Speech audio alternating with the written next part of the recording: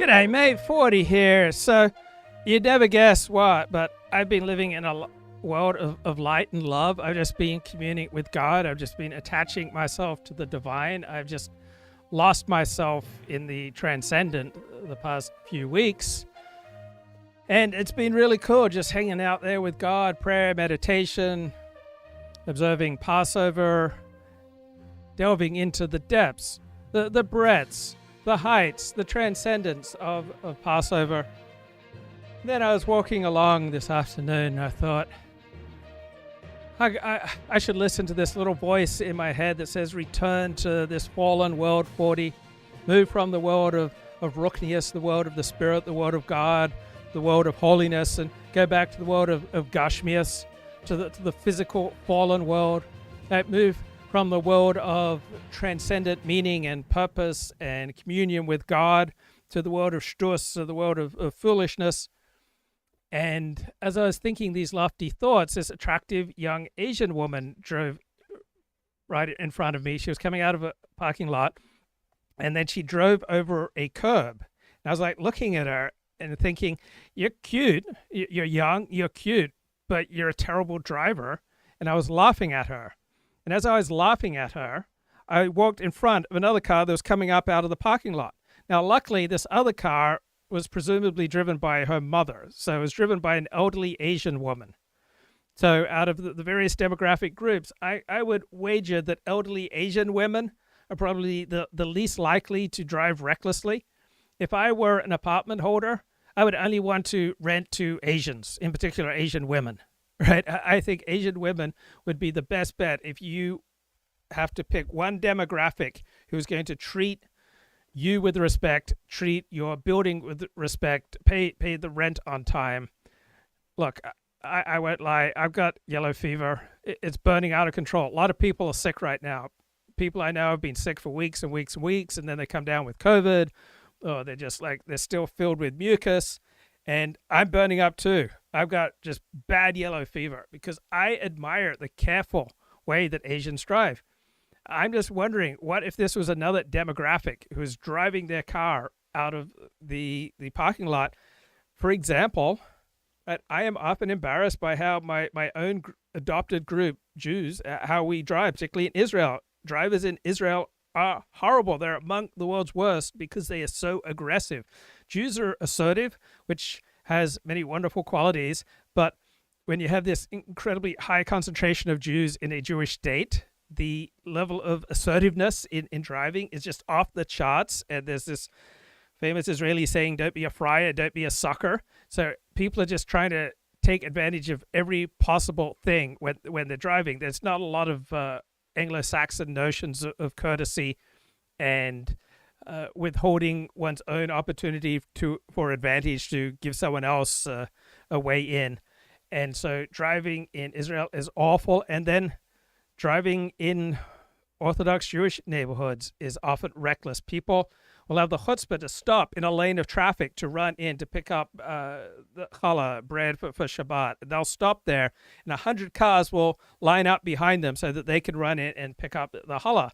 So it's good, generally speaking, to be assertive, and it's good, generally speaking, to have high self-esteem. And as someone who grew up a Seventh-day Adventist, a Protestant Christian, I am kind of gobsmacked by the high average levels of self-esteem that I see around me in the Jewish community. And I can learn from this because in vast swaths of my life, I lack assertiveness.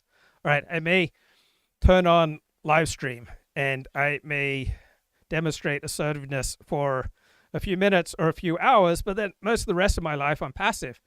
So when I haven't been making money and when I haven't been communing with God, I've just been rewriting and refining my essay, Decoding Dennis Prager, right? Which, I don't know, 55 people have maybe read, but I just, fine-tuning it, refining it, just being very passive, going back, applying AI to it, implementing some changes, trying to make it more clear and a superior essay. But that's a lot of what I've been doing in my spare time. There's just, there's a lot of the battered wife in me, all right? It's like there's a tendency in me to just be passive and complain and share my feelings when things don't go my way. So I walk on this afternoon grateful that the middle-aged Asian woman didn't ride over me. And I run to just make it through the final seconds of a place where you can walk in Beverly Hills. And then I'm standing next to a jogger, a middle-aged dude who's jogging, just covered with sweat, and two teenage girls. And as soon as we get the new light to cross, right, he just jogs off. And I thought, oh, I'll follow him. I'm going to jog off in front of these girls. But I have a problem when I walk and when I jog. I don't tend to pick my feet up. And so I fall on my face a great deal of the time. And I just sprawled out. Like I landed on my middle finger, just crushed the nail. Just, ugh. And you know, my iPhone just went skidding across the road. You know, my iPhone's a wreck. My finger's a wreck. And so, I mean, isn't this life? We moved from a state of mastery, right? Prior to these things happening, I thought I had a state of mastery and everyone else was in the wrong. Like, oh, look at this terrible young Asian driver. She's clearly in the wrong. But then I walk in front of an oncoming car and pay absolutely no heed to it. And then do I learn my lesson? No. I just go on, you know, rush through the walk signal. And then there's another walk signal. It's like, oh, I got to run. But I don't pick my feet up and I just just fall flat on my face. My iPhone just goes, you know, flying across the road. Maybe there's a good reason why kids are told walk, don't run across the street. Like maybe the older people, maybe the conventional wisdom, maybe the elites, right? Maybe the people in power recognize that they can't just deliver a message for, say, the audience with a 130 IQ and above, right? They have to deliver a message so that the vast majority of society will receive benefit from it. Just like public health messages with regard to COVID, they weren't the most sophisticated because they have to be able to communicate their message to the 90 and the 80 and the 70 IQ crowd in addition to the 105 and the 125 IQ crowd. And so maybe that advice, you know, walk, don't run across the road when there's a walk signal. Well, I just fell flat on my face, and I do that every few months. It feels like every few months. Maybe it's every few years, but it is not uncommon for me to just go flat on my face. And it reminds me of Trump's first 100 days. For the first 6 weeks, right? If you were a Trump supporter, right, you had every reason to think, oh, this is wonderful, this is fantastic, this is the greatest presidency ever. He's just winning, winning, winning. And then there's just abundant examples of how the Trump administration has just fallen flat on their face, just like I have over the past few weeks. And you're constantly going to move in life from a sense of mastery to a sense of dependence. Like I fell flat on my face and like people are like horrified, but what if I'd broken my leg and I couldn't get up and then the lights change and like then I'd be relying on the kindness of strangers that they're not going to drive over me. And oh my God. So I think 2 days after Liberation Day, a good friend of mine for about 10 years who can't stand Trump, right? Center left, got good secular university education, can't stand Trump, never been able to stand Trump. For 10 years I've known him, can't stand Trump. And he's texting me saying, you still support Trump now after the stock market's absolutely cratered? Look at what a mess Trump is making of things. And I never try to argue politics with this guy. I always try to show that I can understand his point of view. And so I text back something that I think is brief, but kind of meets him where he's at and maybe funny and witty and a little bit sophisticated. And as I'm doing that, and I'm walking along at, I'd estimate 4 or 5 miles an hour, I hit smash into a glass door, right, that's closed, right, just smash, like head first. Like I got this huge bump on my head. I was half concussed, all right. And so I remember one time I was coming out of an interview and just feeling great. And I start driving down the road at 35 mile an hour speed and I go 70 and I get pulled over and I get a ticket. Another time I'm driving down the road at like 70 miles an hour, listening to music, just completely oblivious that I'm about to drive through a red light and there's an oncoming lane full of traffic coming off the freeway. And thank God those people didn't insist on their right of way, right? I could have killed a family. I just went flying through that red light because I was so high from the music. I love music, right? I listen to music often much of the day and it makes me happy and giddy and constantly, when I'm in a state of happiness and giddiness and mastery, I will say things that offend people and not even realize I will do things that offend people. I will faceplant, obviously. I will faceplant in ways that I don't even realize what I'm doing. It's going to cost me tens of thousands of dollars, or it's going to cost me an opportunity for valuable connection.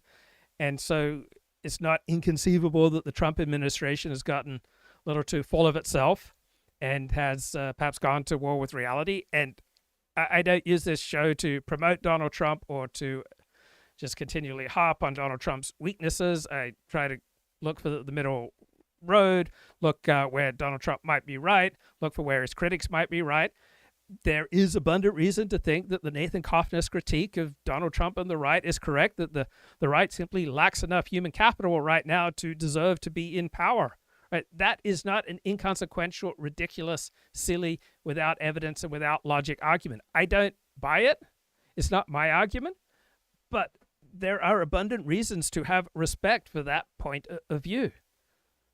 There are abundant reasons to believe that Donald Trump has done irreparable harm to America's economy. Irreparable, meaning it can never be repaired, and that it's substantial. That's not my point of view.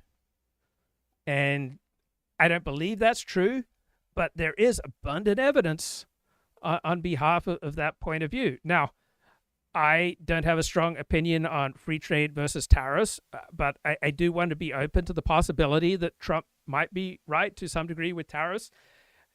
Let's say Trump is right with regard to tariffs. The way he's rolled them out does not inspire confidence, right? Frequently, how you do things is far more important than what you do. And the way that Trump has rolled out the tariffs is not inspiring. On the other hand, maybe this is absolutely necessary, right? This is a difficult thing to do.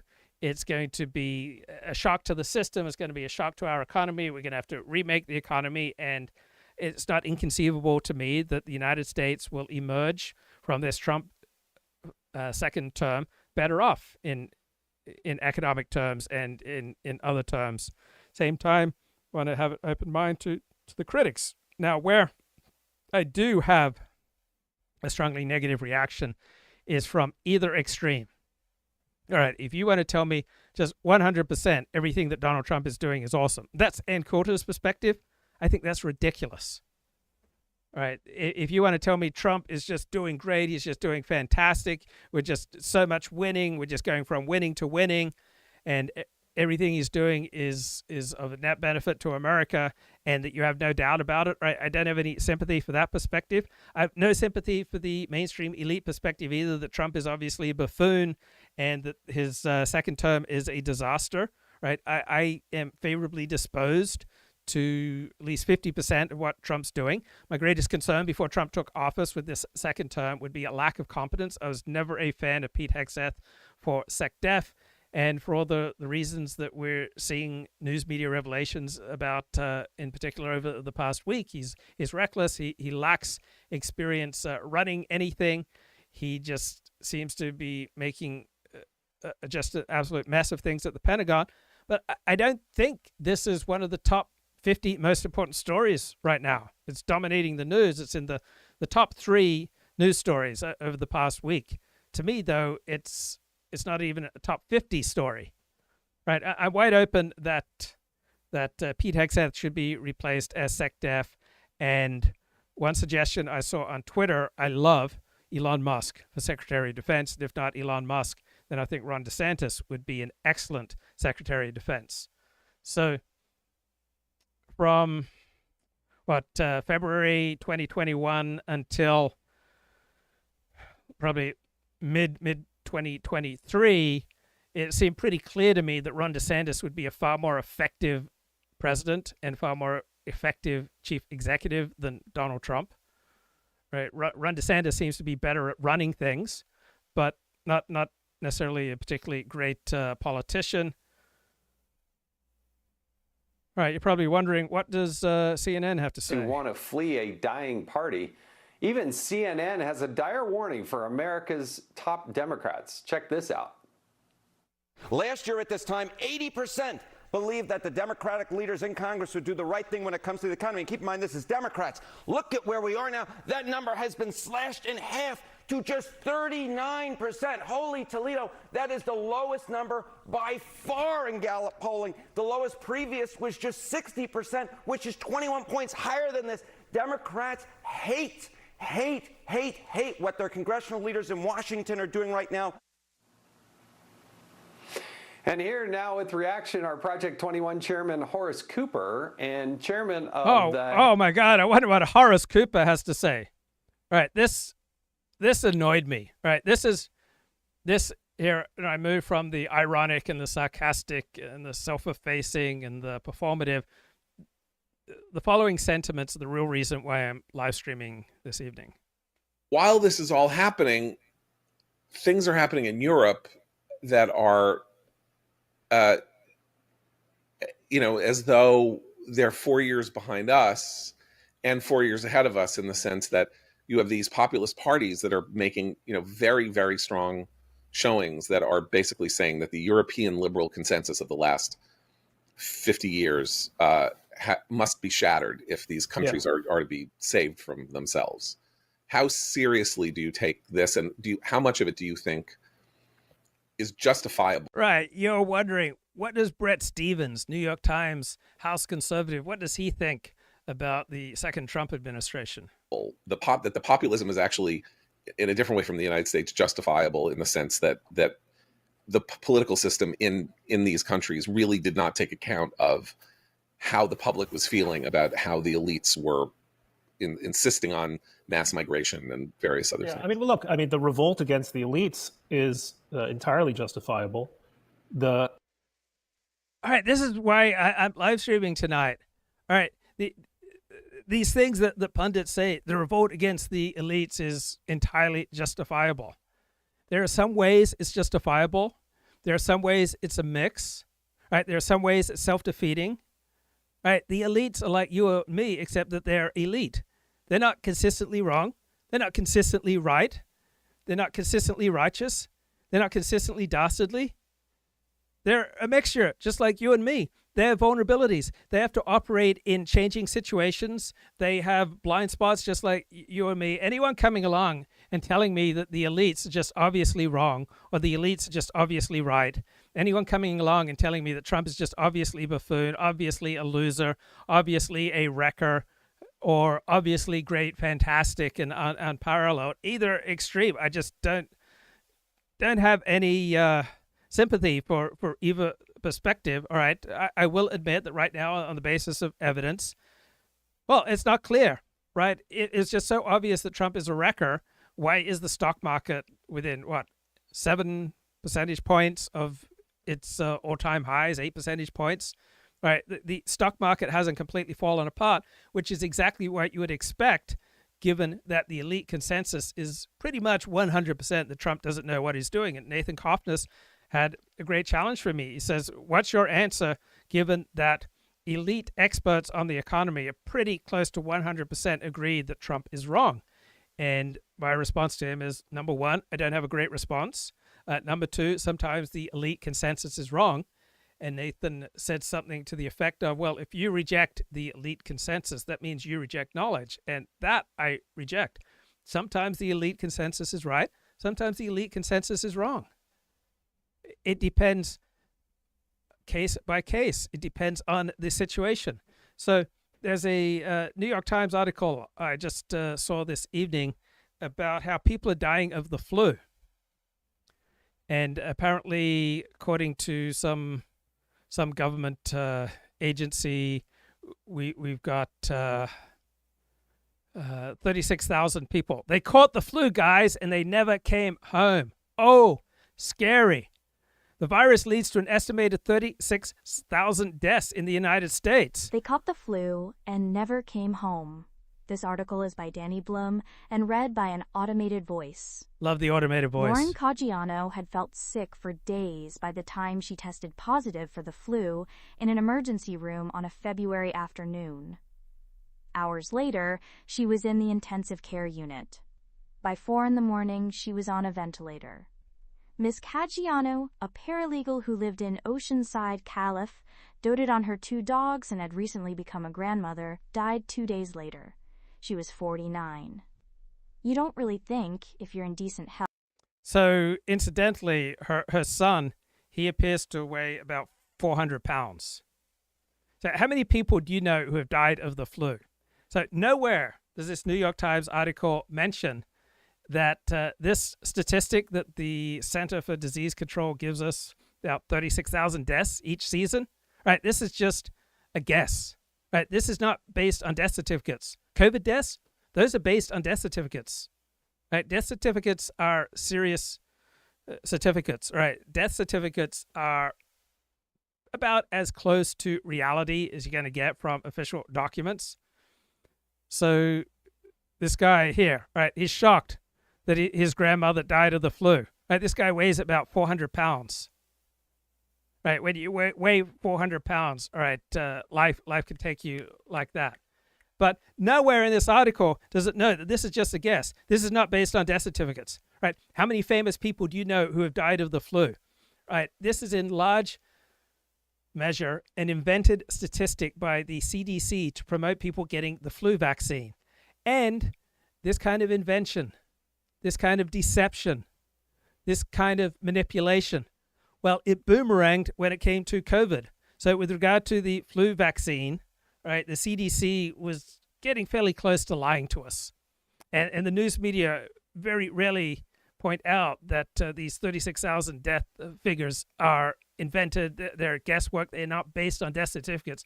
COVID deaths are based on death certificates. There's very good factual empirical reason to take the COVID vaccine, but because public health authorities had so consistently misled us, manipulated the facts to us, invented things, just bent themselves into pretzel to justify a left-wing agenda when it came to life and death matters of COVID, then people ceased taking them seriously.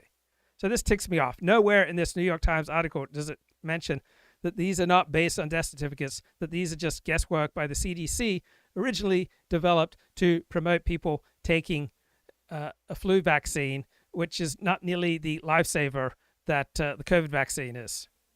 Right? And then Bret Stephens here saying, oh, it's just so obvious that the elites are wrong. Which elites?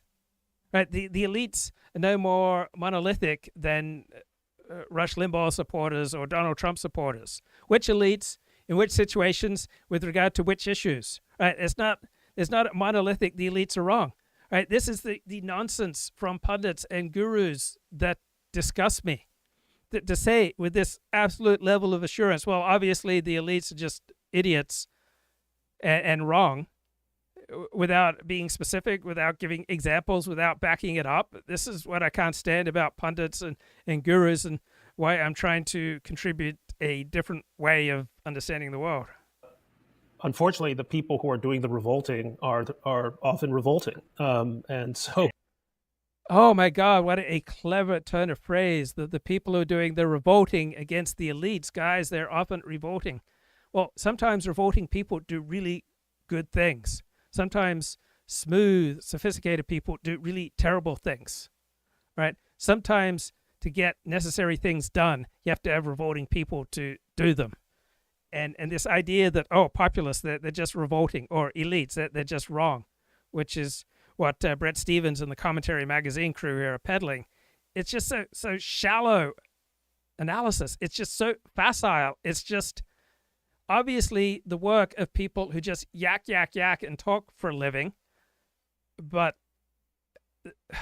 it's just nonsense. That they should be absolutely ashamed by this nonsense they're peddling. That's the nub of the problem, which is that you don't have a kind of a compelling... That's not the nub of the problem, right? He thinks the nub of the problem is that the elites are obviously wrong and that those who lead the revolt against the elites are revolting. That's not the nub of the problem. There's no such grand narrative, right? Pundits and gurus and professional talkers, they love these grand narratives. There's no one grand narrative that is sufficient, that is up to the task of understanding this complicated world that we live in. Right?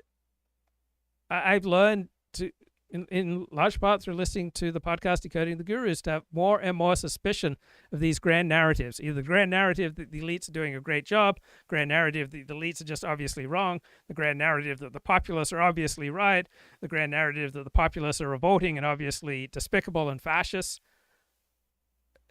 This peddling of these grand narratives is just something that Bret Stephens should be ashamed of. Intellectually coherent and politically popular. He thinks he's intellectually coherent.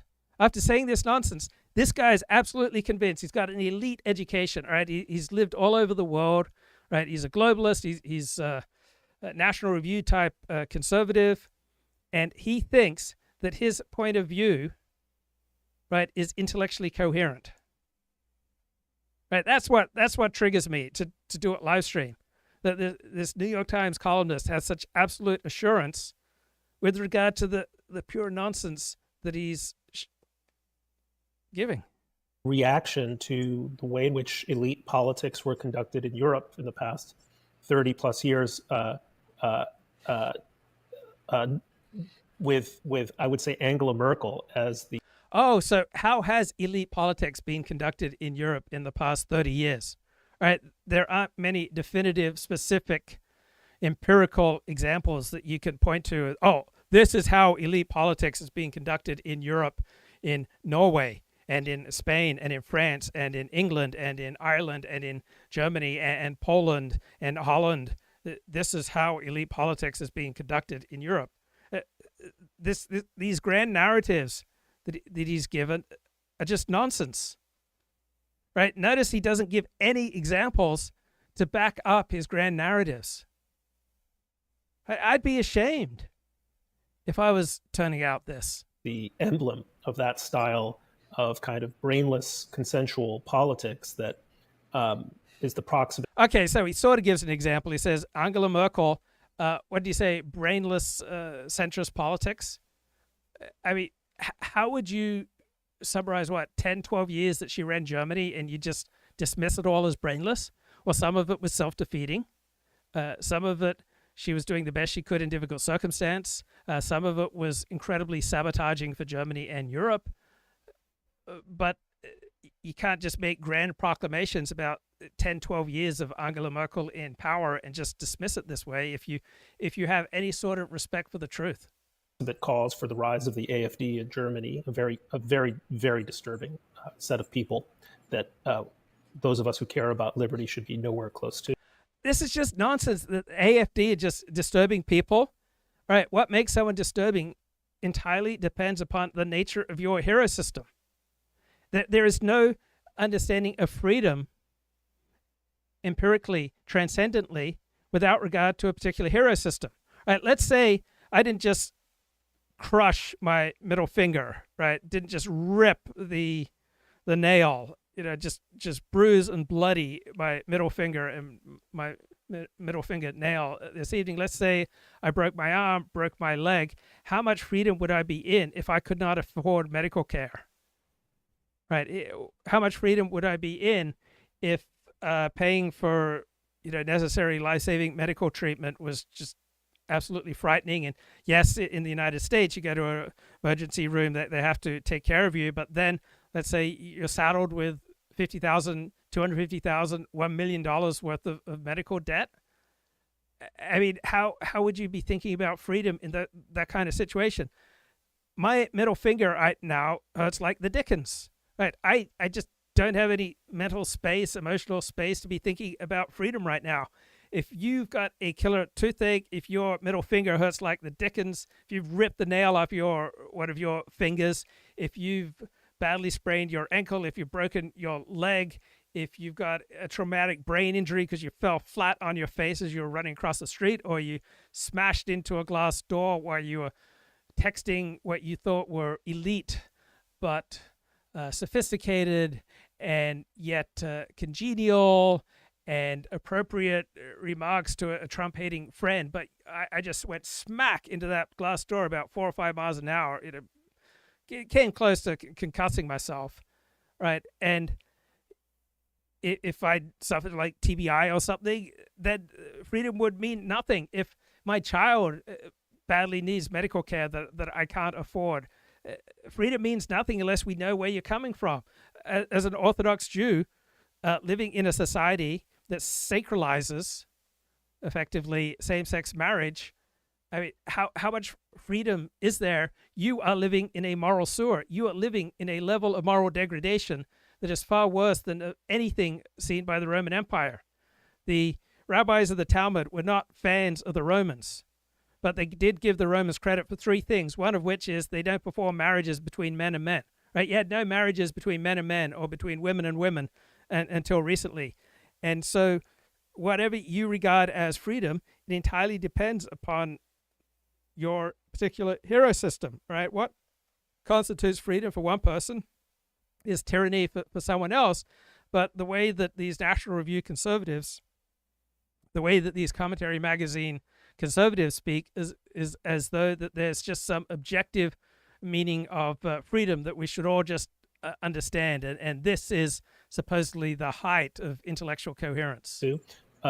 Or other far right parties in Europe. Now, not all of them are quite the same. I hasten to point out. And when a group like France's rally, it's front. It used to be the National Front. Now it's the Rally. I think when they do make an effort to dispose of their anti-Semitic record, we should welcome it, not treat it with. I mean, we should trust but verify, I should say, but we should not treat it with disdain. So not all. Yes, that's the number one thing that we should be concerned with any political development or any political movement is what is its attitude towards the Jews. Right? The Nazis in the 1930s, right? They did everything that they could to facilitate Jews moving from Germany to Palestine. They were incredibly pro-Zionist. Then a few years later, they start murdering Jews by the millions. Right? There are not inevitable relations between groups, right? It depends entirely upon situation. And so the idea that it's just inevitable that European populists will be fascists and Jew haters is just incredible shallow thinking, right? Who your allies are today is not going to necessarily hold true for tomorrow, right? The world's constantly changing. Sometimes your biggest enemy will become your best friend. All of these parties are quite the same. I don't think that the right in Holland is quite the same as Geert Wilders is not the AFD. But some of these characters are not only fascistic, but in the traditional sense, but many of them are very sympathetic to Putin. And one of my great worries is that once Putin kind of rolls up the American right, as he has with Trump, he's going to similarly take advantage of what happens in Europe. A lot is going to depend on whether what nonsense, what absolute nonsense that Putin has rolled up the American right. Right, the American right, like the American center and the American left and the American center left and American libertarians and American paleocons and American socialists and American communists, well, maybe not communists, but Americans overwhelmingly care about Americans, right? Very few Americans lose sleep over Vladimir Putin, either pro or con, lose sleep over Ukraine, pro or con, lose sleep over Gaza or Israel, pro or con. Americans overwhelmingly care about America, just like the English overwhelmingly care about England. The Japanese overwhelmingly care about Japan. The Chinese overwhelmingly care about China. And yet he thinks that Vladimir Putin has just rolled up the American right, that they are just putty in his hands. The Trumpist segment of the American right doesn't want to get into unnecessary wars with Putin. Right? That's not the same thing as being rolled up by Putin. Right? Whatever Putin does in Ukraine, whatever Ukraine then does to Russia, makes no difference to America's standing in the world and the quality of life for Americans. Whatever Gaza does to Israel, whatever Israel does to Gaza, whatever Hezbollah does to Israel, whatever Israel does to Hezbollah, right, makes absolutely no difference to the quality of life of Americans. If the entire continent of Africa disappeared tonight, it would make no difference to the quality of life of Americans. So all these things that are supposedly charged with so much significance and meaning, all right, they don't really matter a hill of beans for the quality of life of Americans. And it's one thing to say stupid things, right? I constantly say stupid things. I hope I don't sound like Bret Stephens.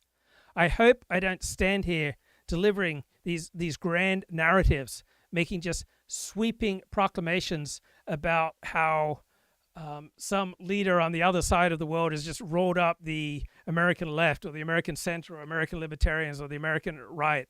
It's just pure nonsense, right? This is what he's saying has no relationship to reality. And this guy's a professional opinion giver. This guy's a professional pundit. Right? This guy is paid by the New York Times to deliver these type of nonsensical opinions. Friedrich Merz has a successful leadership chance in Germany, but he's hamstrung by the fact that coalition politics in Germany mean that even when you have a right-wing or right-of-center prime minister, he has to make deals with leftist coalition partners that are going to damage economic growth. So Europe is really, with the interesting exception of Italy. Oh yeah, the people on the left, those left-wing coalition partners are going to damage economic growth. Right? There are plenty of right-wing coalition partners and right-wing ways of approaching economics that are going to damage economic growth. Right? Donald Trump's tariffs are going to damage economic growth. Now, I think the tariffs may well be the right thing, but if you venerate GDP, then tariffs are going to reduce GDP. But there's no sophistication here about what an absolute terrible measure of an economy, let alone the overall welfare of a society, is the GDP. Like if every glass window in your neighborhood was broken, the GDP would rise. Right? The GDP is a terrible measure for the economy, and to be making political judgments and sweeping proclamations on the basis of what's good for the GDP, it's just the absolute height of foolishness. I think it's only in the last few weeks, though I've had this vague sense for years, the paleocons have been right about almost everything. And the paleocons are quite protectionist, right? They are not fans of free trade because to the paleocon, what's most important about an economy is the well-being of Americans, which does not boil down to just GDP numbers. And so there was this 19th century American thinker who I just learned about on Compact magazine, that Christopher Caldwell, dadgummit, every time he writes a column somewhere, I've got to subscribe to that publication if it's the only way I can access the column. So just to get access to Christopher Caldwell, I subscribe to Compact magazine. And there is an economist there's a historian at a university in Florida who writes a regular column for Compact, and he had an interesting piece. The thinker who explains Trump's tariffs, right? Some bloke named Henry Charles Carey. And right, no one confuses me, right, for an expert on anything, including on economics or history, but I like this guy's ideas, right? It's focusing on the well-being of Americans, not the well-being of economic metrics. And he says that commerce within a country is almost always a good thing, right? About the healthiest, most ennobling thing that you can do is to work, right? To do honest labor that is legal and upstanding. You wouldn't be afraid or ashamed of other people learning what you're doing to make a living. So as long as it's legal and upstanding, then labor, work is a very good thing. And when you have commerce within a nation, that is a good thing, because you have to put other people's needs ahead of your own if you're going to have any kind of success in commerce. And thinking about other people and their needs is a really good practice. And you will have to form bonds with other people to be successful in commerce, and forming bonds and collaborations and joining in associations with other people is really good for you. It's really good for society. Now, trade between separate countries, right, particularly countries with dramatically different economic, legal, cultural institutions, is almost always predatory and exploitative. That's his claim, and it doesn't have to be 100% true for there to be some benefit understanding this point of view. And so he uses as an example the slave trade and the opium wars. All right, these are from the 19th century, some more gross examples of international trade's predatory nature. But there's something to this, right? Trade between societies at different levels of economic development, right, is very different than trade within the same society, right? Economic principles are not timeless. They're not immutable. They're not transcendent like the laws of physics. They are situational. They are historical. They develop within a particular society. Right? The phrase Indian giver, right, was itself a relic of interactions between Native Americans and Europeans in the 17th, 18th, 19th century. Right? These two groups did not understand trade in the same way. So I like the Paleocon emphasis and this bloke Kerry's emphasis on association, building bonds and cooperation between citizens, right? So if you are going to succeed in making money, you have to combine your exertions with those of other people.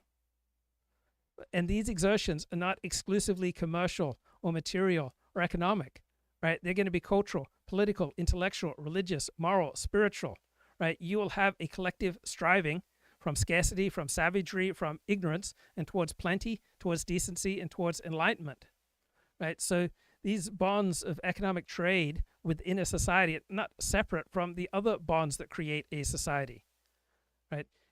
You will have a more coherent, higher trust, higher in cohesion society if people share the same culture, right? They share similar ancestors, share a same hero system, obey the same laws, right? Rely on one another for their common defense and for the necessities of life.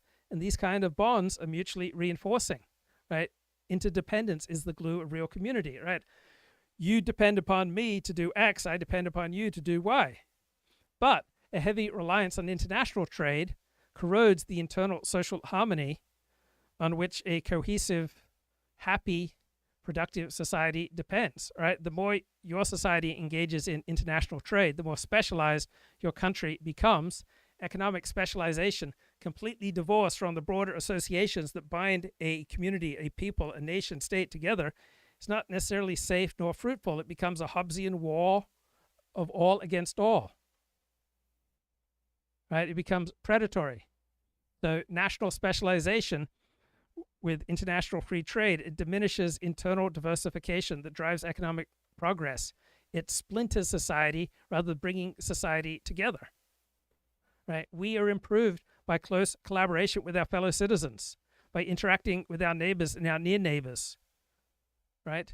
Joining forces in different pursuits, cultivating our different individual talents, right? And the material and the economic and the GDP benefits, right? They are only part of the overall moral, political, social, cultural, psychological, religious, communal, racial advantages that flow from increasingly complex forms of interdependence with your fellow citizens. And these advantages are largely lost in international trade with people on the other side of the world with whom you have nothing in common. So we should organize our economy around the needs of our fellow citizens, not some external metrics. By the way, really leaderless and rudderless in a period where I think the continent is maybe, for all intents and purposes, lost. I see no good futures for Europe, and I just came back from Paris. What nonsense, right? That Europe is lost. He sees nothing good developing in Europe. I mean, these huge, grand, sweeping narratives without any empirical basis, just these floods of words. A few days ago. Can I tell a quick story about Italy? Because I was in Italy at Christmas time, and met people in the Jewish community in Rome. Very interesting political community, actually very small, 35,000 Jews in Rome. The oldest Jewish community in the world, really. Yeah, like the woman that I'm about to tell the anecdote about, her mother is American, moved to Italy. Her father is in a family that has been in Rome for 2,200 years, literally since since the days of the Hasmonean, since the Maccabees, basically. Yeah. They came across the Mediterranean, settled in Rome, and have been there almost uninterruptedly. So this is a pretty interesting, sort of like world.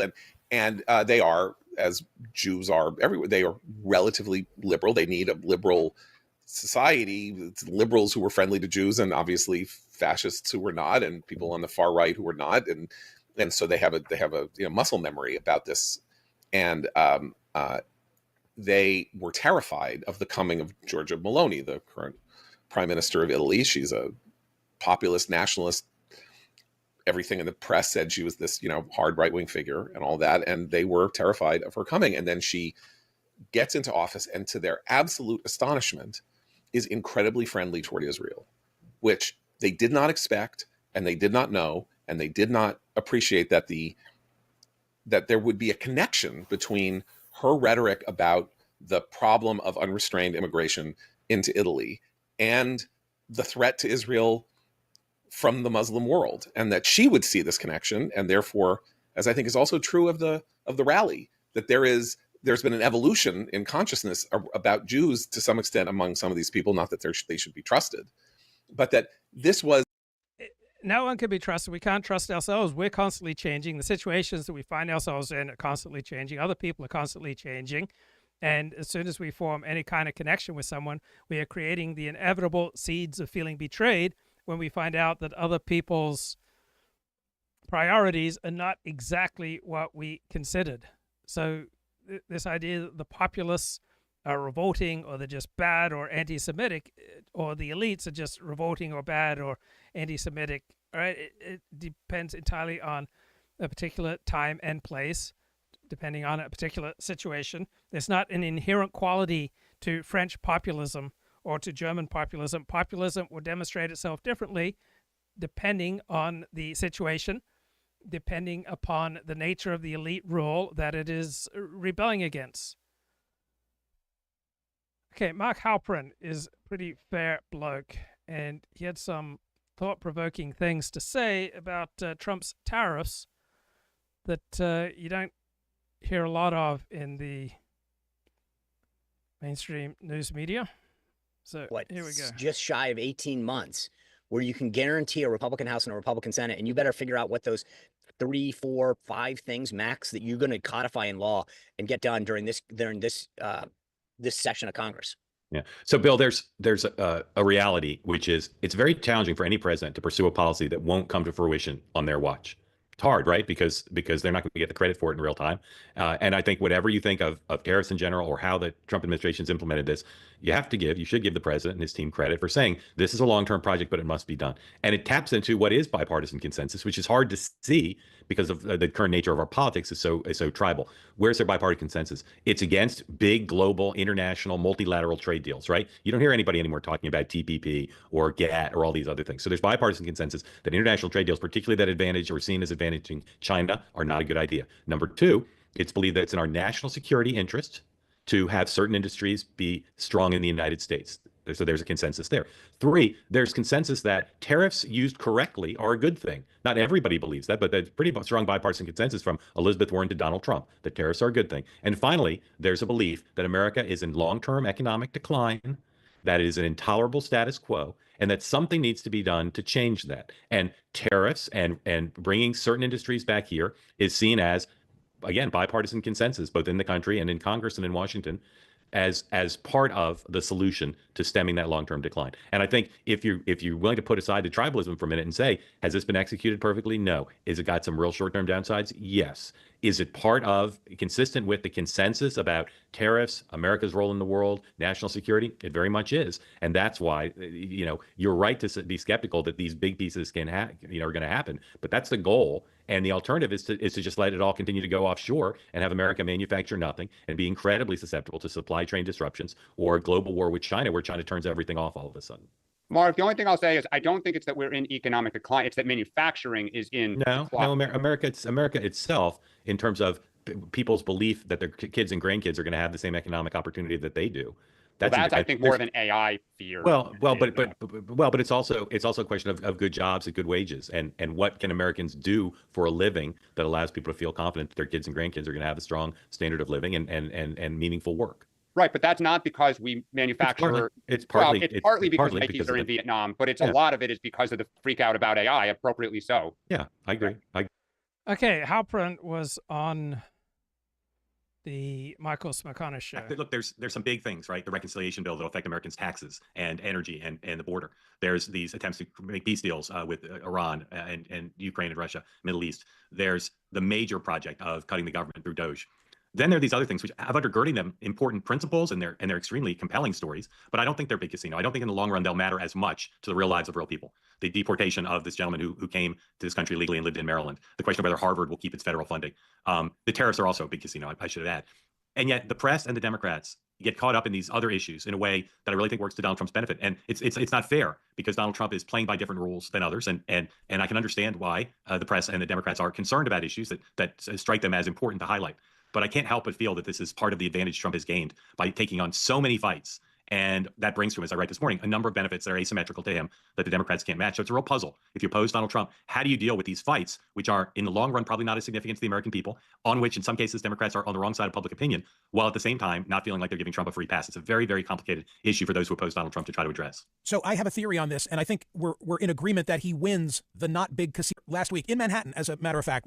I responded when it came to like Harry having his hand. To your point, he builds of the debate over tariff policy or the debate over taxes. But there's no doubt that they have a lot of relevance to the American people. And you wouldn't want to be on the wrong side of the straw issue or the showerhead issue. The other sub-bucket within the not big casino bucket are things like beating up law firms, beating up Harvard, right? Beating up people who come to the country legally, rhetorically. These things are serious issues, and more serious than a straw. There's constitutional questions, there's philosophical, there's moral, there's policy questions. But again, in the end, they are, to some extent, a way for Trump is allowed to change the subject when he wants to, rev up his base, and distract Democrats who are dying on hills that are not probably in battles they can win. And even if they do win, even if the courts ultimately decide in their favor, they spend a lot of time not talking about holding Donald Trump accountable and his administration accountable on these big casino issues that, again, matter more to the real lives of real people. Trump has taken on 10 times the number of fights voluntarily. They're not fights that came his way. It's not like a spy plane crashed and he has to decide what to do about it. He's picked fights with law firms, with Harvard, with all these different places, 10 times more. Normal White House, they bring in a management consultant and they'd say, you're picking too many fights. Your bandwidth isn't big enough. For him, it's a classic Trump jiu-jitsu. It's the more fights he picks, he believes the stronger he gets rather than the more distracted.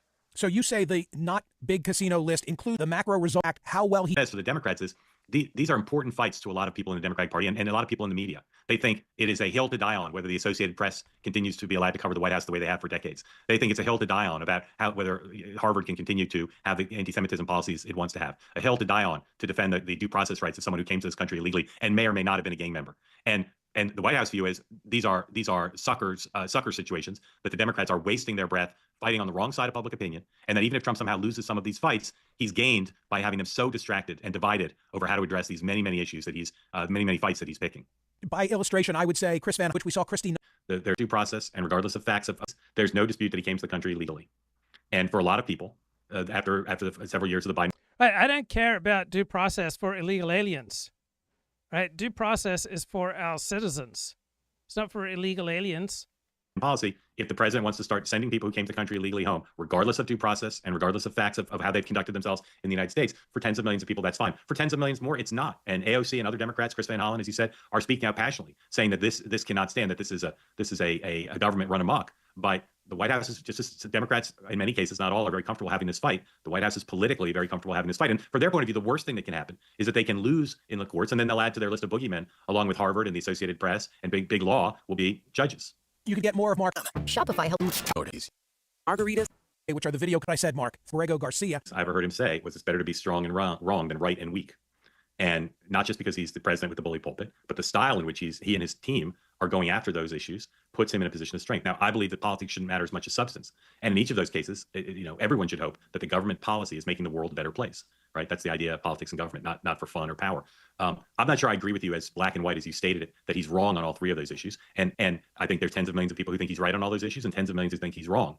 But I don't think there's any doubt, as you said in your tweet, that the position of strength, activity, movement, and authenticity on all those issues, it works to his political benefit. At a minimum, it unites the red side of America. And so they're going to be more united with him to work on the reconciliation, to support him if he makes a major move with Iran, for instance. Because unfortunately, in our polarized country, the best way to rev up one of our two major tribes, red or blue, is to get the other tribe revved up. Because the minute the blues get revved up saying, how dare you attack Harvard? The reds, even if they're having disagreements with Donald Trump on some other matter at the moment, will say, well, If the blues are upset, if AOC really feels strongly about this, we need to rally around Donald Trump for 180 degrees of what AOC wants. The blues would be better made about with the Republicans. I have the same. This White House. I'm just curious. Which aspect of what he's doing about Harvard do you think is not? And they just think it's much. Even Michael starts to take calls about this. But for years, presidents and Congresses of both parties from Washington had told universities, if you want public money, you have to do certain things. Most of those things were more liberal. If you want public money, you have to have enforce Title IX. If you want public money, you have to have DEI policies. And I didn't hear people saying that was somehow crossing some constitutional line about speech or about the private conduct of a private university. They're welcome to turn down the money, as some schools do. If they want the money, the president won the election. He's saying, this is what you need to do for the money. And if they don't want to do what he says, they can just say, we won't take the money. Will you say something? Here.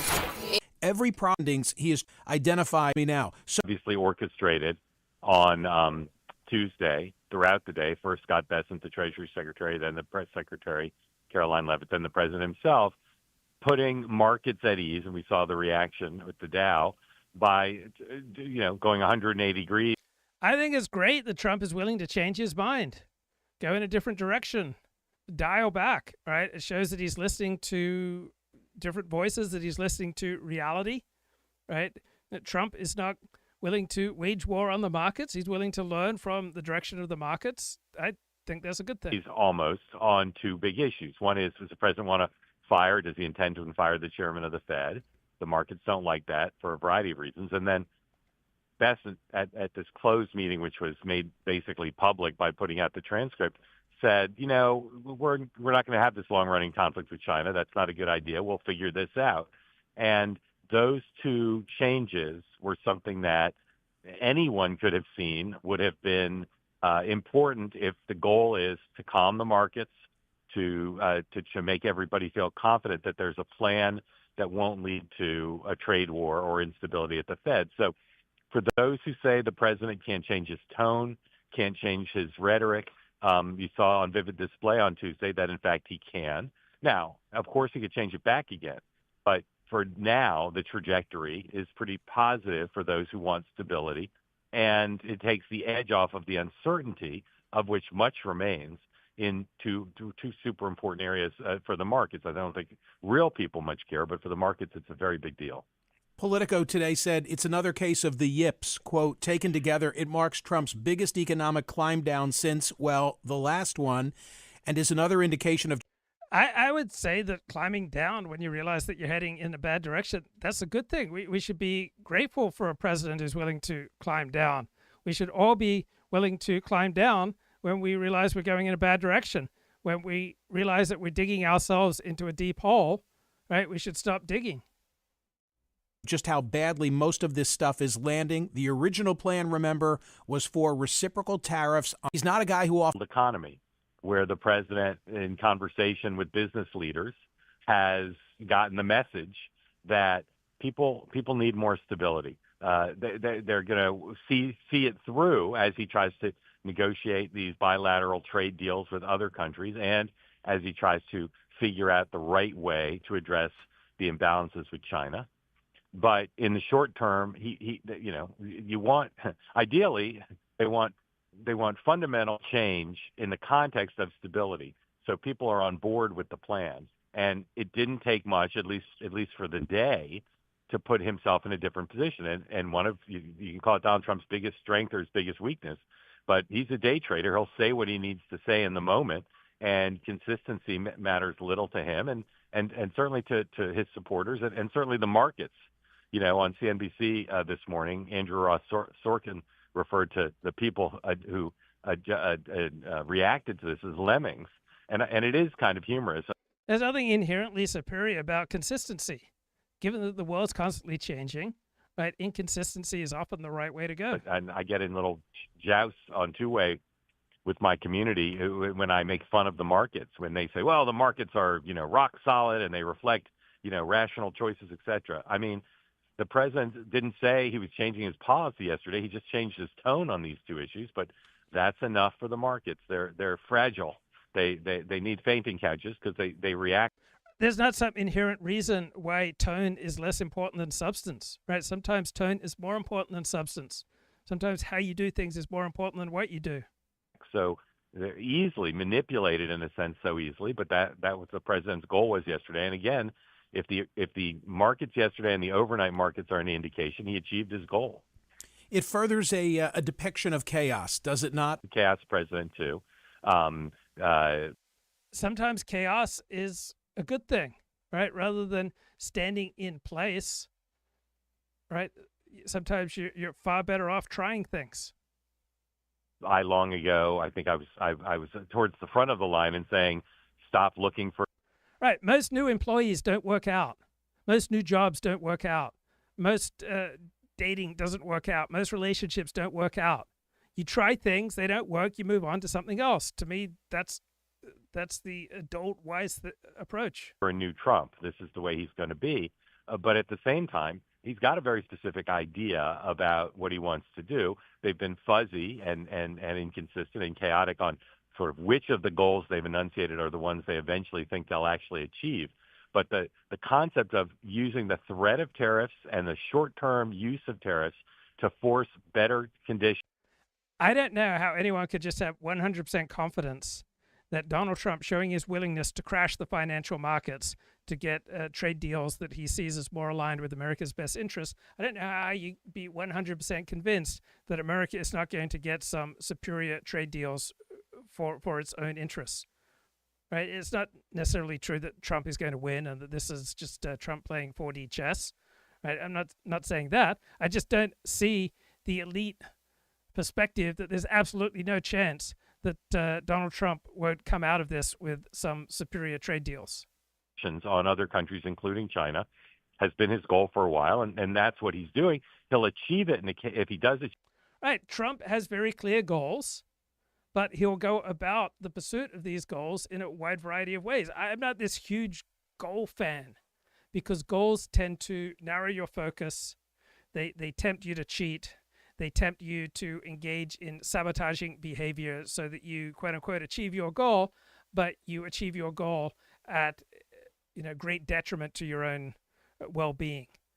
Trump has some general instincts where he's been more right than wrong, right? Staying out of forever wars, rebalancing America's trade relations. He'll achieve it in a chaotic manner because that's the way Trump achieves things. But that doesn't mean he won't achieve it or that, it's not a goal that a lot of Americans don't agree with because a lot of Americans do agree with it. The story of the week, the passing of the pontiff, J.D. Vance, the vice president. There should be to try to make sure he's surrounded by strong Trump allies on Capitol Hill. So I don't remove this week. What's about happening by J.D. Vance? Some people I know don't like him much personally, but you have to be somewhat respectful, and I would say close to in awe by historical standards of the way he's been. Yeah, this is the most important vice president in modern American history. He's got an enormous upside. He's a very smart man. He can go in many different directions. All right, he has an enormous repertoire of choices. Right, J.D. Vance is a fascinating man. Able to consolidate. And the consensus put down of him that he's an opportunist. Well, given that situations are constantly changing, right, looking for opportunity strikes me as more of a good thing than a bad thing. And wield power in this White House. And Pete Hegseth, how stable, how secure do you see him in his role? I don't care about Pete Hegseth. You're at the deep state and the media and others in a way that I think removes the threat that Trump will say that he's getting bad coverage. Okay, here is Eli Lake and the Commentary Magazine crew. Wait, Eli should jump in here a little bit too, because it's kind of a version of the theme of his podcast taken to its most nauseating extreme, which is the stories that you are being told about the world, largely by woke people, about how the world has been built and made, are lies. And there's a lot of lies, and they're handing you a load of garbage. And for us, we would say like the 1619 Project is the example of this, the revision of American history to tell a different story. And you have to go back and tell the story anew. But so what they're doing is saying the things that you think you know or that you're told are conventional wisdom, you have to start questioning them. You have to start questioning them. And then the funny part about it is somehow when you start questioning the conventional wisdom, you end up with Hitler's not such a bad guy. Winston Churchill was the great villain of the 20th century.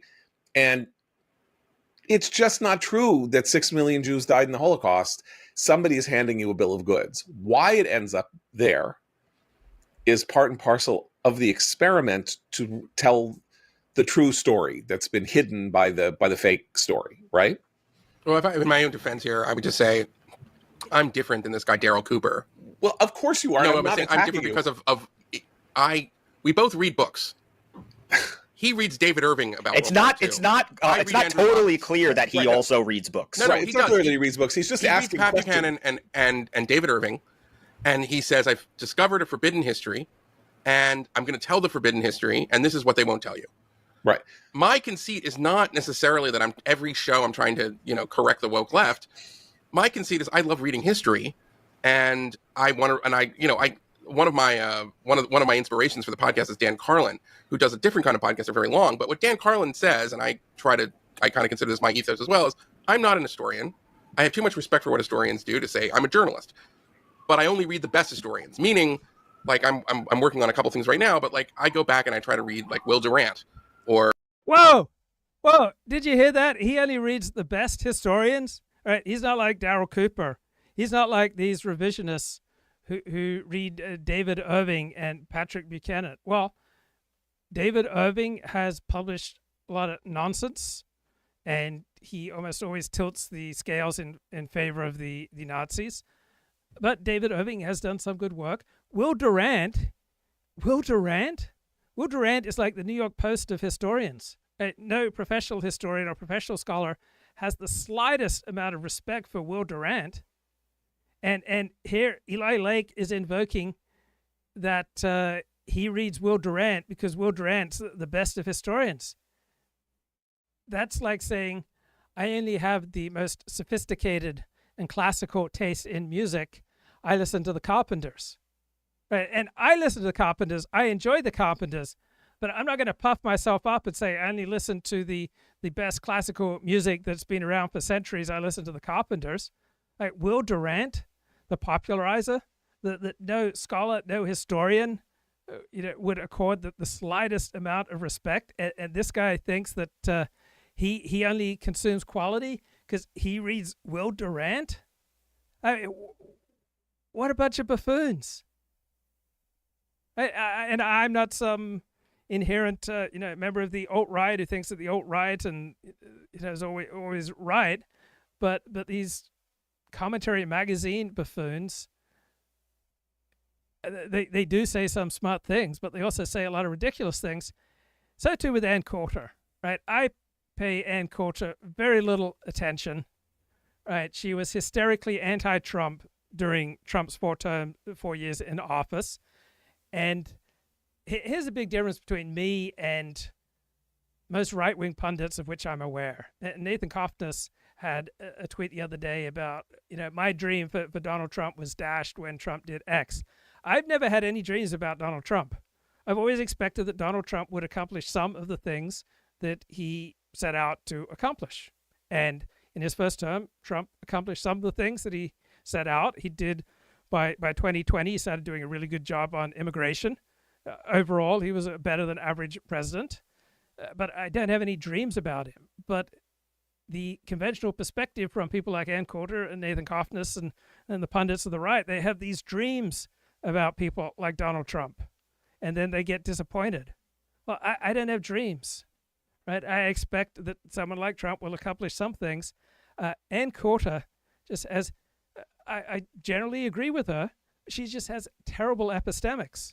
Right, if she hears some crank, Scientology type theory, right, as you're about to hear, she will embrace it because it enables her to feel contempt for, a certain type of elites. Since 2020, but the New York Times is probably the most articulate expression of liberal thought in America. So that's what you want to go to first. Also, they had, this is going to be one of my stories. So the headline for this Ann Coulter video here is the most wonderful 100 days in U.S. history. I can't believe how great Trump is. right? So she crapped on him during his first term when Trump was doing a better than even job. And now she is just extolling his first 100 days, which, like his first term, are a mix, right? Trump's doing some good things. Trump's doing some bad things, right? I fell on my middle finger because I was taking action. I was walking down the street. I was running. I increased the odds that something bad would happen. Trump is taking a lot of action. When you take a lot of action, right, some bad things are going to happen. Can't believe I forgot this. This just took me by storm. And you still get these articles in the New York Times, which is what drives you crazy. Some of the reporting is really, really first class fabulous. And then, they start talking about Trump and they all lose their minds. But anyway, there was an amazing magazine piece last week on the truth of ADHD. I can never remember what it stands for, so I'm just going to call it attention deficit disorder. Right. So the New York Times published a piece that could have just as easily been published by Scientology. Just completely nonsensical piece on ADHD, just a terrible piece. But Ann Coulter loves it.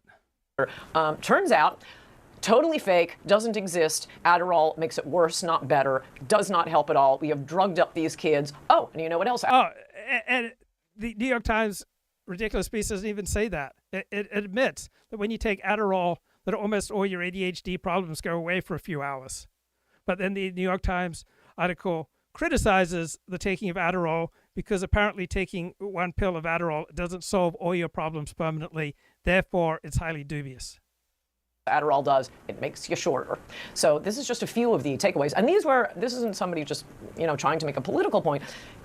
The author, I don't forget who it was, but he goes to long-time attention deficit disorder researchers who have been researching it since the 90s, and apparently, and I'll leave it with this, you can read the article, they all believed back then, this is medical, we are going to find something in the genes. We're really making so many advances looking at the genetic code. We're going to be able to see attention deficit disorder on an MRI. We're going to find some proof that it's real. They've been looking for 30 years, and they cannot find it. Turns out, little boys are just fidgety. And when they get into something they're into, they can focus fine. I'm sorry, one more point from this article that I thought was just amazing. So it's good for the teachers, and it makes the parents happy, I guess, because the Adderall, or before that, I guess it was Ritalin, it makes kids seem to be really focused on their homework, and they're working frenetically, but they do worse on the tests. You mentioned the New York Times. I think you're up to 13 New York Times bestsellers. What's the next book about? Just nonsense, right? It doesn't say anything like what she was just talking about.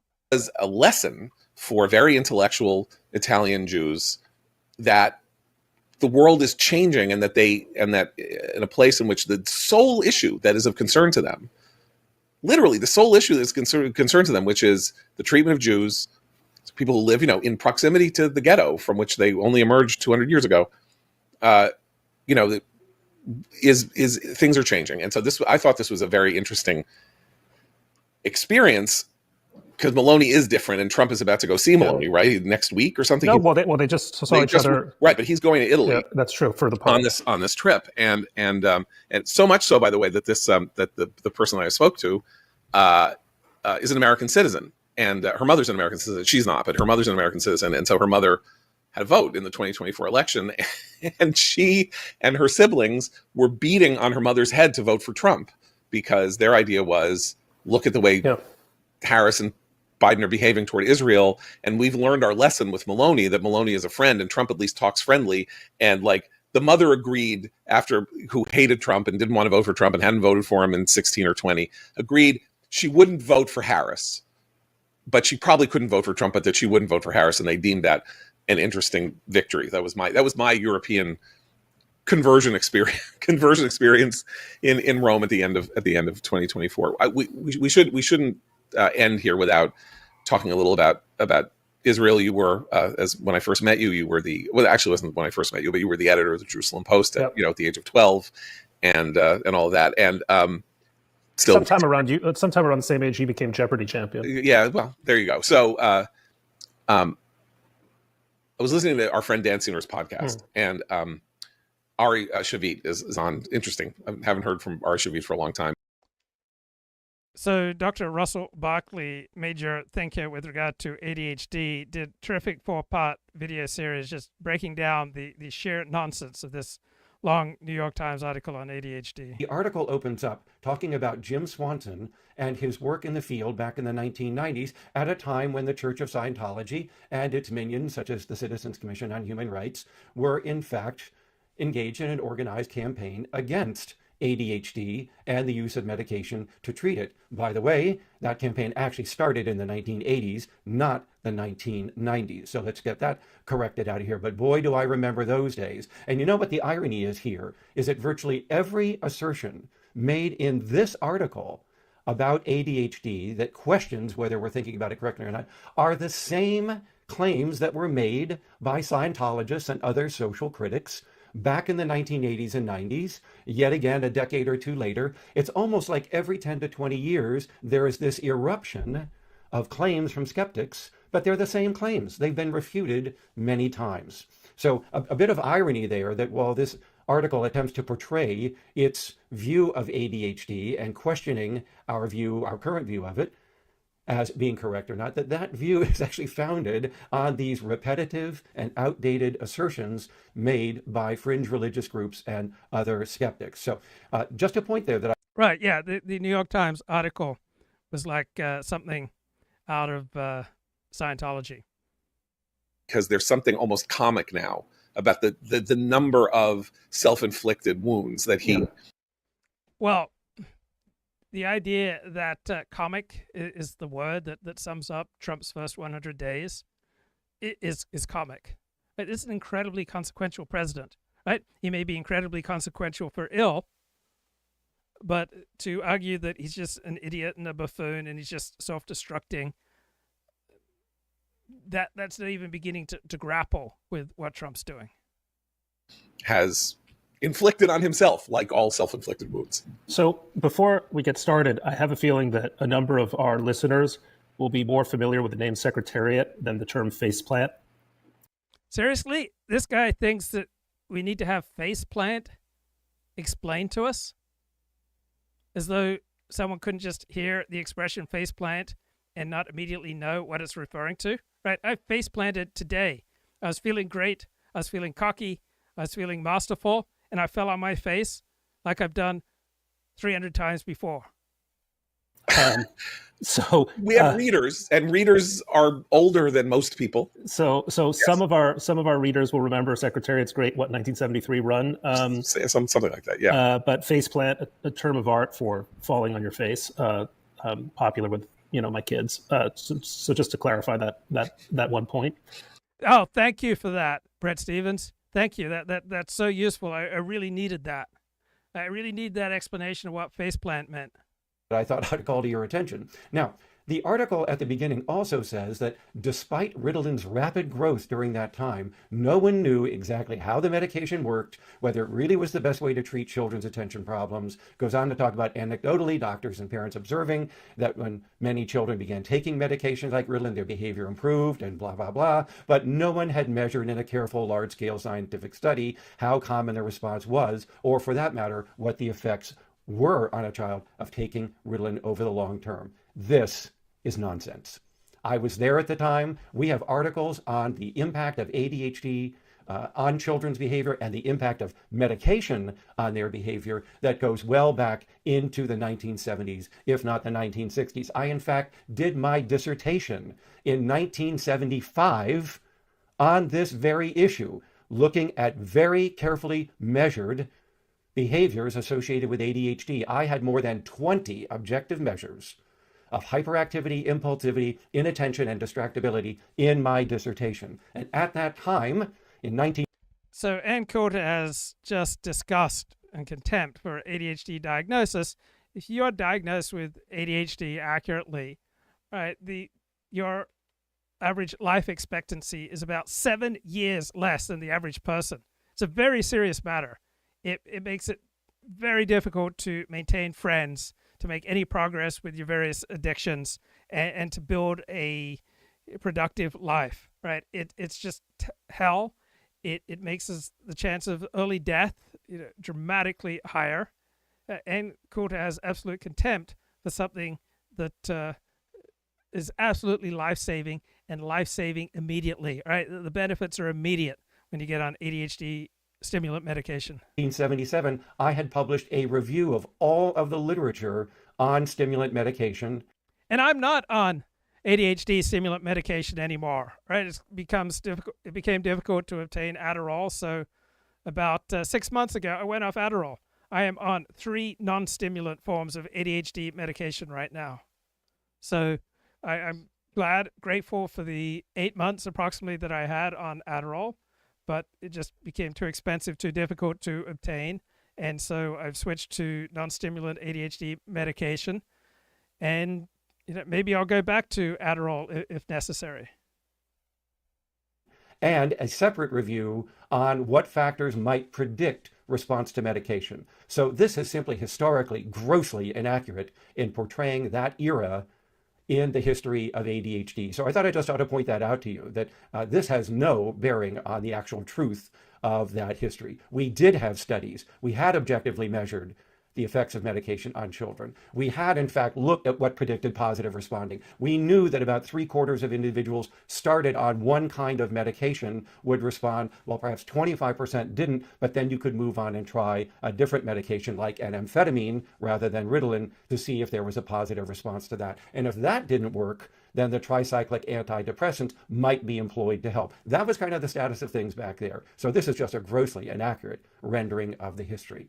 Okay, let's move on down here to the later in the article to claims that are being made that also I find to be equally questionable or inaccurate. So I'm just sorting down here to, in fact, get to the point of, here we are, right up here, about ADHD being this controversial diagnosis. I'm going to bring up my PowerPoint and go over some of the issues and refute them that have been made in this second part of the article and of my presentation. So let's move along and have a look here. What's wrong with the New York Times article on ADHD, part 2? The answer is a lot. So let's begin with the... Wow, Ricardo, what a good friend, just threw down $10 super chat. He says, Ricardo tried to warn Luke about Adderall. It's interesting how many of my friends warned me about Adderall, and every single friend who warned me about Adderall had not taken Adderall as prescribed. They'd all consciously, knowingly abused Adderall, taken it in an unprescribed manner. But it's interesting that so many of my friends have abused Adderall, right? I don't draw my friends from the center of the herd, right? Life for most people is best off in the center of the herd, but I can't delude myself that I naturally tend to live in the center of the herd, and that my friends naturally tend to live in the center of the herd, and that I naturally tend to attract people in the center of the herd. None of that's true, right? Most people, most of the time, you're better off in the center of the herd. You're better off spending 10, 12 hours a day around other people.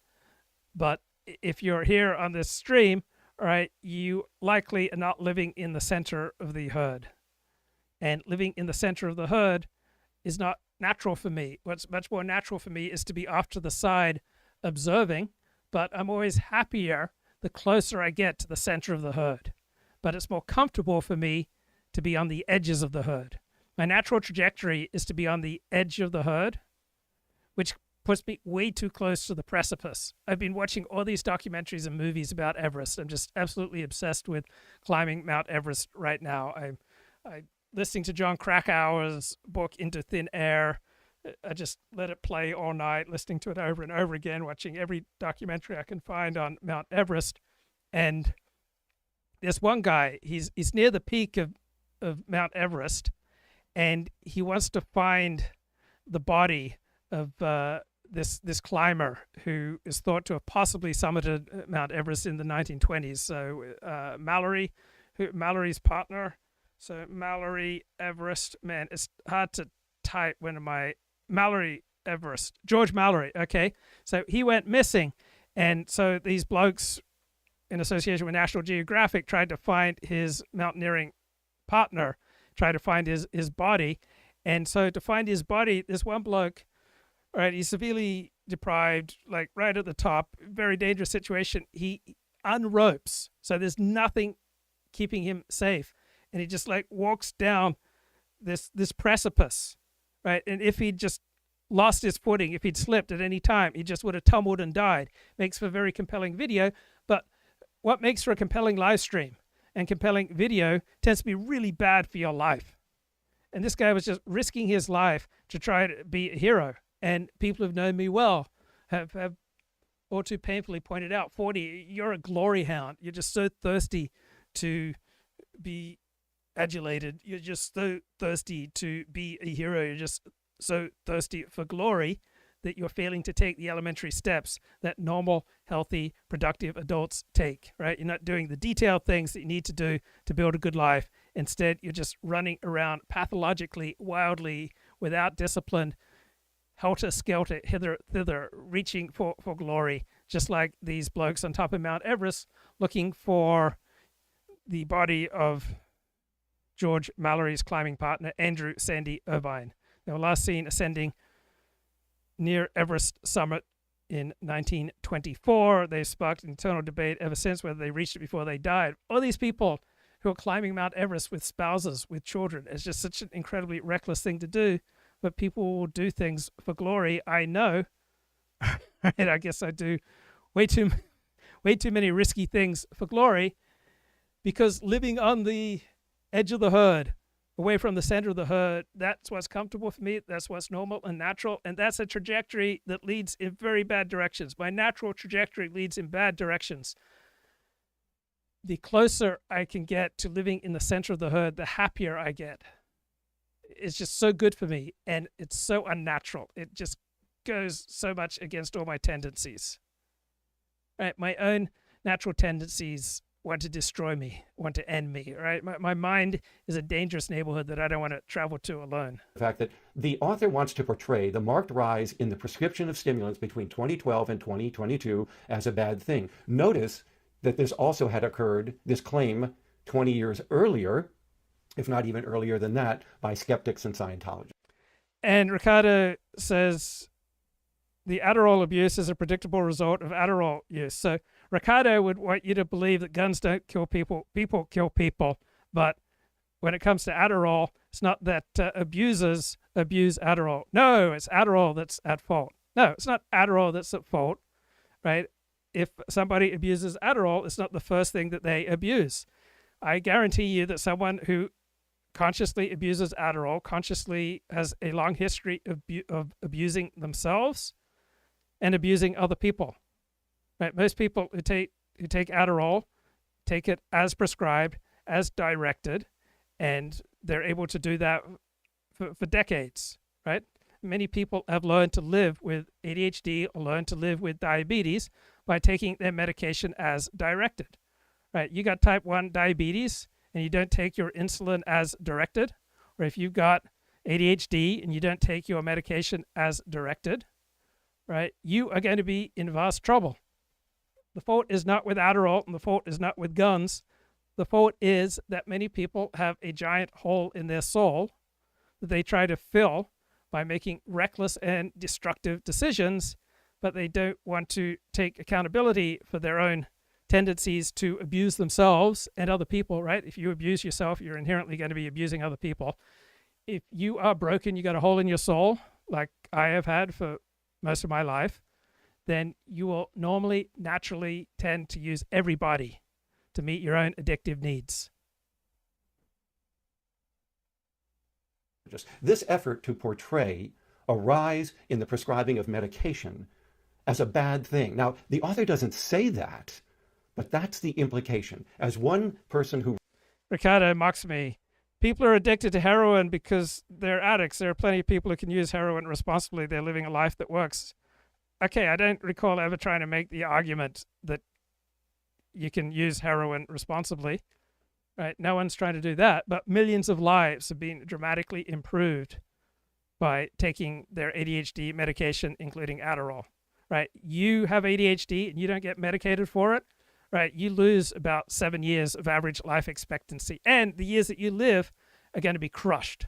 You are going to have a very difficult time getting married, having kids, sustaining relationships, sustaining a profession, sustaining your place in community. Everything that is worthy and beautiful and exalted and inspiring in life depends upon connecting and maintaining connections with other people. And ADHD will destroy your ability to stay connected to other people and to be on good terms with yourself.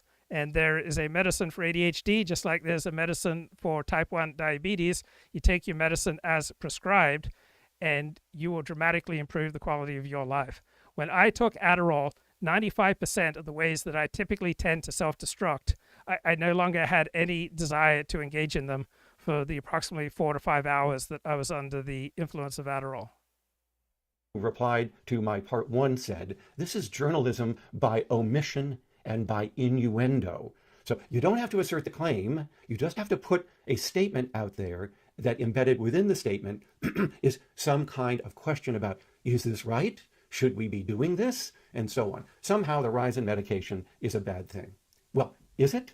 Have you ever thought that when you start with a condition that is rarely, if ever, diagnosed in the population and has been overlooked for centuries, and you finally begin to recognize it and begin to get treatments for it, including medication, why isn't that evidence of improvements in good public mental health? Just the fact. I just know so many people whose lives were a mess, and then they finally got diagnosed with ADHD, and then they started making progress with their life, and the suicidal tendencies, the self-destructive tendencies, the antisocial tendencies, like reduced to about 5 to 10% of what they were prior to getting medicated. So pretty much everyone I know in my various 12-step programs for emotional addictions has ADHD. And those who don't deal with their ADHD, they tend not to make much progress in overcoming their emotional addictions, whether it's to porn, self-destructive relationships, to promiscuity, to debting, to under-earning, to the whole plethora of emotional addictions where people get stuck in trying to bring on the rush of endorphins that they get when they engage in their emotional addiction, and when they habitually tend to use everybody to meet their addictive needs, right? And they don't make substantial recovery until they deal with the ADHD, right? Most sex addicts, most love addicts, most under-earners, most debtors, most people with crippling emotional addictions don't make progress with their addictions until they make progress with their ADHD, which overwhelmingly means getting medicated. The fact that there is a rise in the occurrence of a particular treatment does not provide prima facie evidence that there is something bad, wicked, evil, wrong going on here. It's simply. And Ricardo says, what's the Seventh-day Adventist position on ADHD and Adderall? The dominant Seventh-day Adventist position on almost every question of health would be to follow a medical consensus, aside from its position on vegetarianism.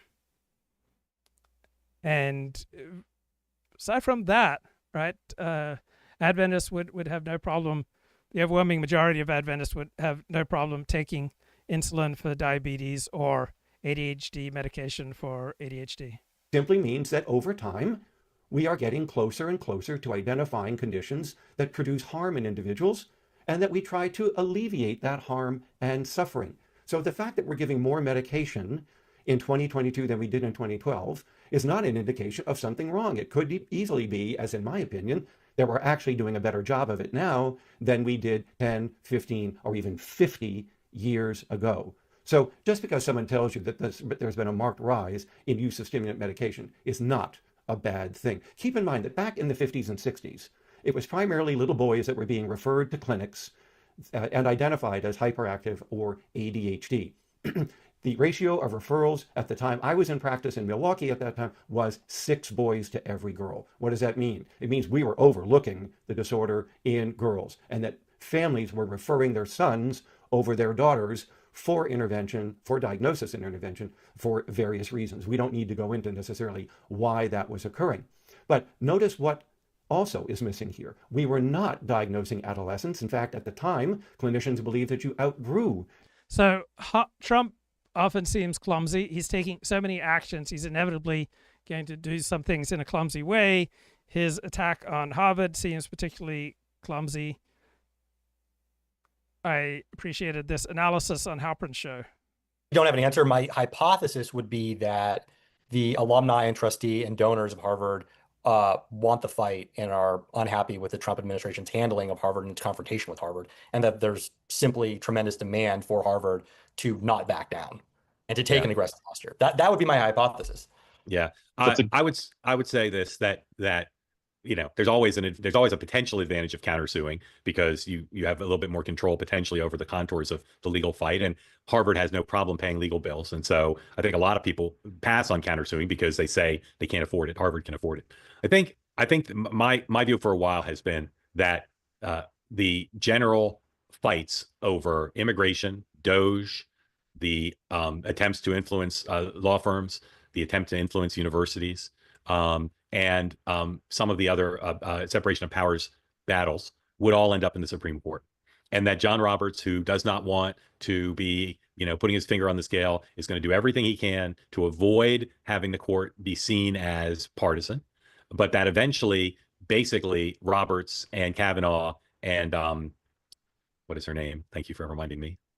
Amy Coney Barrett. Those three are going to decide what happens in all of these areas. And I think that they are going to be very tactical about saying we're not going to rule all for Trump or all against Trump, and that they're not going to decide these cases individually, but they're going to think it through as a package because they know history is watching. And on the university matter, I think there's a good chance, depending on how the issue's framed when and if it gets to the Supreme Court, that they can win. And countersuing allows them to frame it potentially the way they want it framed. It's going to be a really interesting constitutional. Right. Halperin is about to make a great point. I would expect that our major institutions, our major universities, the left Democratic Party would just be up in arms, rioting in the streets. What shocks me about the reaction to Trump's aggressive moves is how weak and tepid and timid the opposition is. Fight with huge political and policy repercussions. And again, countersuing gives them a little bit more, or maybe a lot more, depending on how it goes, ability to frame things as it gets to the Supreme Court. That'd be my guess. I see. Yeah, because I would imagine this Harvard still, they just lost this important lawsuit, this of the reverse discrimination, right? Yeah. I can't imagine they want that in the spotlight again. That's why I was baffled by this whole issue. And if it's a gamesmanship, I get it. I get it. Yeah, I'll tell you another thing that I think is really at issue in the Harvard situation, but true at the other universities as well, and to some extent, a lesser extent, true at these law firms, which is part of why the universities and the law firms and some of the corporations have had such woke policies is because of the constituencies of their employees, right? And in the case of universities, their employees and their students, right? They have stakeholders who are super progressive. In the Trump era, they don't like Trump. And yet these things have occurred without widespread protest, right? Where are the widespread protests at Facebook? Where are the widespread protests at the Washington Post? Where are the widespread protests at Harvard when the university talked about a settlement, or at Columbia when they made a settlement? There's some unhappiness. You see students writing op-ed pieces in the school papers, but I can't explain why there's not protests at Facebook every day or mass quitting. And in these law firms, there's a few people who've quit, but not many. And I don't know why that is, because 2 years ago, their whole orientation was, we are going to force the people who run this place to be anti-Trump. And if they do anything that's even neutral, we're going to hold them accountable and drive them out of this place. And the so-called leaders for years and years didn't risk crossing their liberal constituencies. And yet now, in many cases, they are. Now at Harvard, now the president there wants to fight, and he's being celebrated. But these other places haven't really fought, and they have not faced a big backlash. The Washington Post, some people have quit, but I've not seen mass uprising at what Jeff Bezos has done on a range of issues, including with the editorial board, and that surprises me. All right, a lot of good stuff on the Real Clear Democrats Politics, were contending that podcast. A friend of mine who works on Wall Street, texted me today, and he's like, well, I think the fake trade war might be getting canceled. Welcome to Real Clear Politics on Sirius XM for Thursday, April 24th. I'm Andrew Walworth, and I'm joined by RCP co-founder and president Tom Bevan and National Review columnist Heather Wilhelm. So today, Donald Trump took another swing at Harvard, calling the university a, quote, threat to democracy. And yesterday, on Wednesday, the president signed an executive order aimed at changing the way colleges are accredited, which basically will affect their ability to access federal money. Tom, Trump calls this his secret weapon. So how does this new executive order affect colleges, and could it really be a game changer?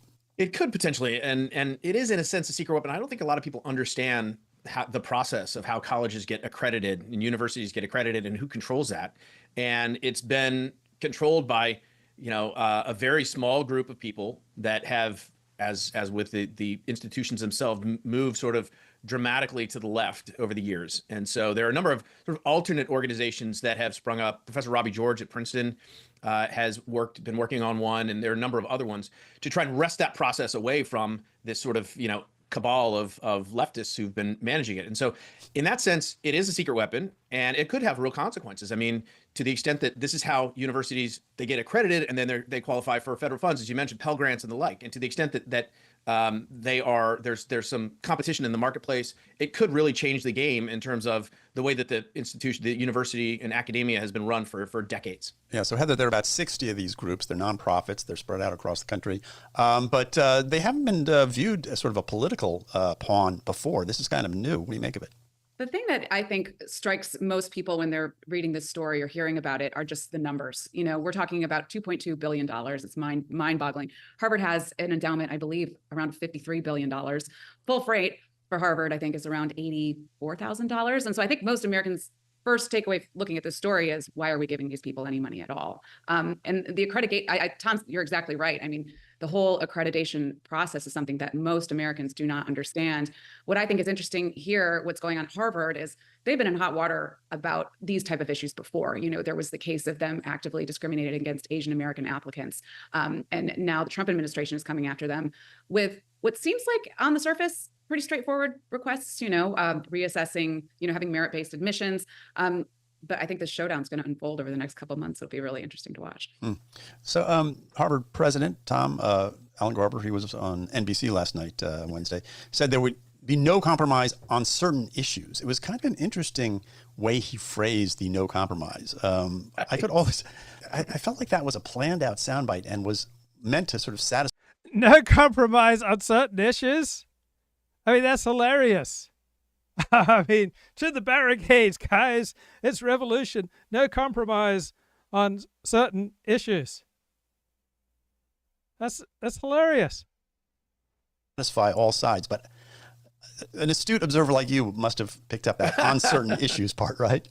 Yeah, it was not a full, I mean, normally there's no compromise, right? That's the line you draw, no compromise on certain issues. And you're right, that was a very conspicuous phrasing of that, which I think leaves the door open to, some sort of accommodation where, maybe Harvard can appease the administration.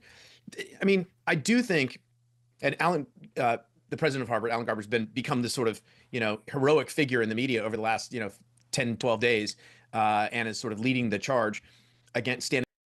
So what's not getting news media attention is this new president of Harvard is far more towards the center than any president of Harvard in recent memory. And there are conservatives taking over important positions at Harvard University. And so the media wants to focus, Harvard's going up against Trump, but Harvard is also beneath the headlines, rushing towards a more centrist and even Trumpian position. Standing up to the Trump administration.